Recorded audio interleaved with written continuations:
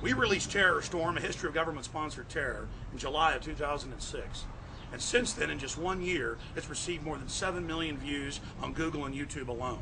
We're now releasing Terror Storm 2nd edition with more than 17 minutes of added, powerful information documenting government-sponsored terror.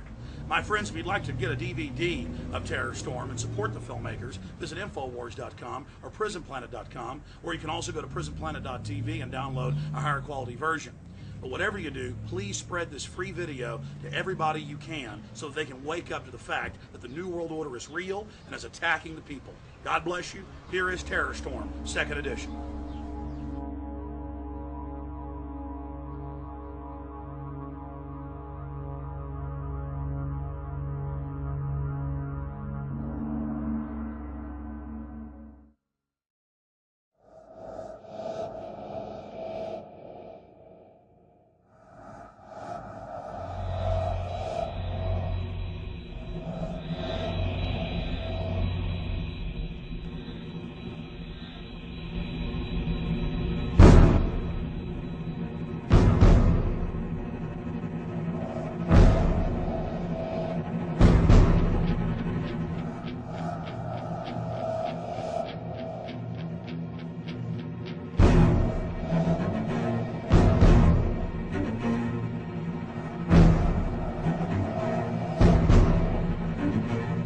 Our leaders have told us that the war on terror may last 100 years.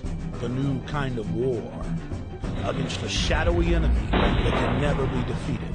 Either you are with us or you are with the terrorists. Generation after generation will have to lay down its liberty in an endless war for global empire. It was a breathtaking display of firepower. And the Pentagon says, we'll see nothing yet. The perfect specter to convince populations to relinquish their liberty in the name of security. There is no doubt that Saddam Hussein now has weapons of mass destruction. There is no doubt that he is amassing them to use against our friends, against our allies, and against us. And if he does not disarm, the United States of America will lead a coalition and disarm him in the name of peace. We've been told that we're facing a 100-year war that will last generation after generation. In this film, we will explore who pulls the strings and who benefits from the dark spectacle of modern warfare. We will answer the question, do the people know how they are controlled? Do they understand the systems of power that surround them? The modern propaganda machines of public relations that wash their brains and fill their minds full of ball games and mindless fluff?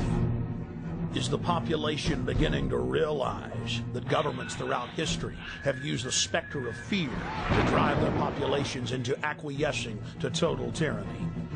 September 11th, national ID cards, Big Brother, the Iraq War, the 7/7 bombings in London, the invasion of Iran. How are they all interconnected? In previous films, we have focused predominantly on September 11th as the foundational event, the pretext for the current geopolitical structure. The smartest thing to do is pull it. And they made that decision to pull. And then we watched the building collapse. National polls show that most Americans and Westerners believe the official story of 9/11 to be a fraud. And a large part of that majority believes that 9/11 was an inside job. But the establishment press continues to contest any alternative view concerning 9/11. In this documentary, we will first look at historical events that are not contested. Events where the fact of government-sponsored terror is not debated, but in fact openly admitted to by Western governments. There are literally hundreds of examples of government-sponsored terrorism in modern history, or what are known as false flag operations. We're going to start by looking at just 5 past examples, then we'll look at several modern cases. What is a false flag? The encyclopedia definition reads, false flag operations are covert operations conducted by governments, corporations, or by other organizations which are designed to appear as if they were carried out by other entities.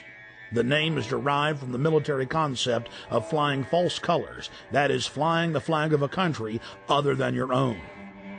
There are many variants of false flag operations, but one of the most popular carried out by governments is to stage a terror attack or horrible criminal incident and then blame it on your political enemies. One of the best-known cases of a false flag op was carried out by the newly elected Adolf Hitler on February 27, 1933.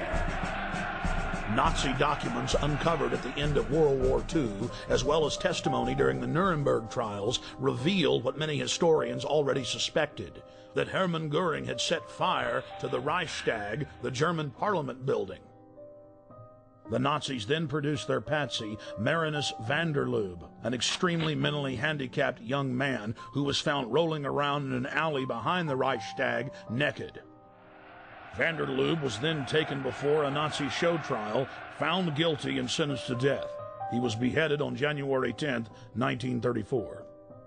Using the crisis he had created to pass laws similar to the USA Patriot Act, Hitler became dictator and set his sights on the world. By March of 1939, Hitler had already seized Czechoslovakia. Having gained both Austria and Czechoslovakia, Hitler desired to move east against Poland. But he did not want to look like the aggressor. Hitler needed an excuse for attacking Poland. It was Heinrich Himmler who came up with a plan. Thus, the operation was codenamed Operation Himmler. On the night of August 31, 1939, the Germans took an unknown prisoner from one of the concentration camps, dressed him in a Polish uniform, took him to the town of Gleiwitz on the German-Polish border, and then shot him. The staged scene with the dead prisoner dressed in a Polish uniform was supposed to appear as a Polish attack against the German radio station. German radio, newspapers, and newsreels were flooded with images of what appeared to be a dead Polish soldier who had dared attack the Reich. Now Hitler had his excuse to invade Poland, and the nightmare of World War II had begun.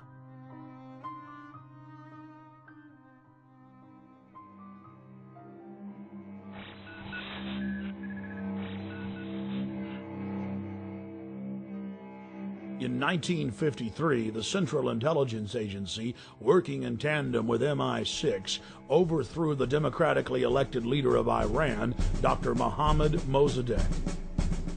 Mossadegh had been educated in the West, was pro-America, and had driven communist forces out of the north of his country shortly after being elected in 1951.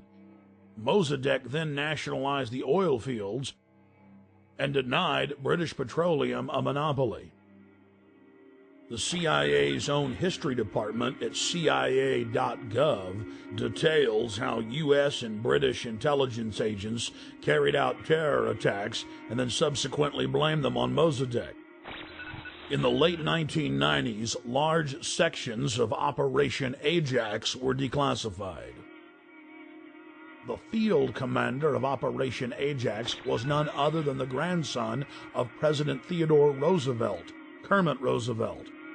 Before his death in 2000, Roosevelt went public to the media, bragging about his patriotism in carrying out terror attacks in Iran and blaming it on the government.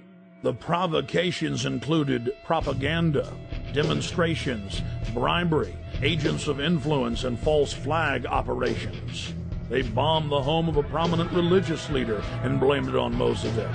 They attacked mosques, machine gun crowds, and then handed out thousands of handbills claiming that Mossadegh had done it. The handbills read, "Up with Mossadegh, up with communism, down with Allah." Dr. Mohammad Mossadegh was incarcerated for the duration of his life.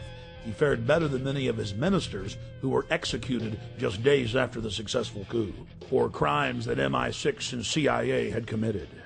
The CIA then formed the dreaded Iranian Secret Police, or SAVAK, and a 25-year reign of terror and torture then commenced. The operation was seen by Western intelligence agencies as a huge success.